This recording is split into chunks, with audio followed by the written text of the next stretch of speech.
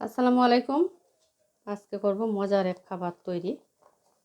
প্রথমে দিয়ে দিব কাঁচামরিচ। আমি কিন্তু এই পর্যায়ে কোনো তেল দেই নাই ফ্রাই প্যানের মধ্যে। মরিচটা আগে ভেজে নিব। মরিচগুলো দেখে ভয় পাবেন না, এগুলো কিন্তু ঝাল নেই, একদম আবাত্তি। মরিচটা আগে একটু ভেজে নিব।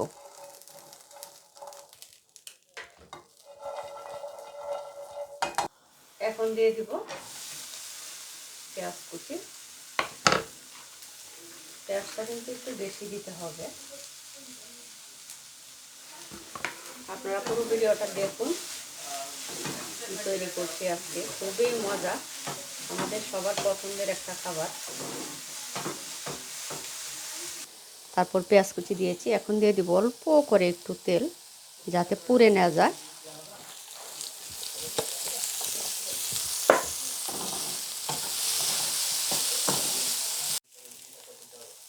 এখন দিয়ে দিব সেই মজার খাবার তৈরির জন্য গুঁড়া চিংড়ি মাছ। একদম সহজ একটা খাবার, তবে অনেক ভালো লাগে। গরম ভাতের সাথে অসাধারণ। আর ভর্তা তো সবাই পছন্দ করি আমরা।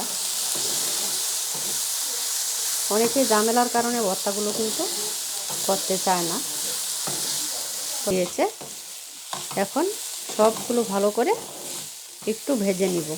এটা কিন্তু তেল ছাড়াও করা যায়, আমি শুধু এতটুকুই তেল দিয়েছি যাতে তলায় লেগে না যায়, সেই জন্য দিয়েছি। আপনারা ইচ্ছা করলে নাও দিতে পারেন। এখন এটা একটু নেড়ে ছেড়ে ভালো করে একটু ভেজে নিই। আর চিংড়ি মাছ তো একদম তাড়াতাড়ি হয়ে যায়।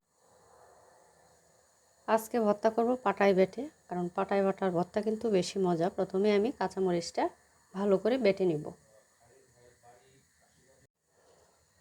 মরিচটা ভালো করে বেটে নিয়েছি। এখন চিংড়ি মাছ আর পেঁয়াজ একসাথে ভালো করে বেটে নিব। ভালোভাবে কাঁচামরিচ আর চিংড়ি মাছ, পেঁয়াজ সব কিছু বেটে নিয়েছি। এই যে দেখুন। এখন দিয়ে দিব এক টুকরা আদা। আমরা কিন্তু সব মাছ ভর্তাতেই আপনার আদা দেই।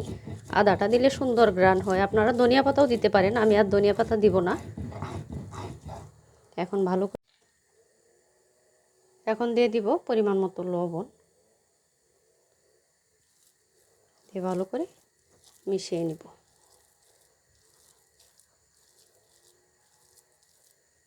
দেখুন কত সহজভাবেই ভর্তাটা করে ফেললাম। খুবই মুখরোচক একটা খাবার।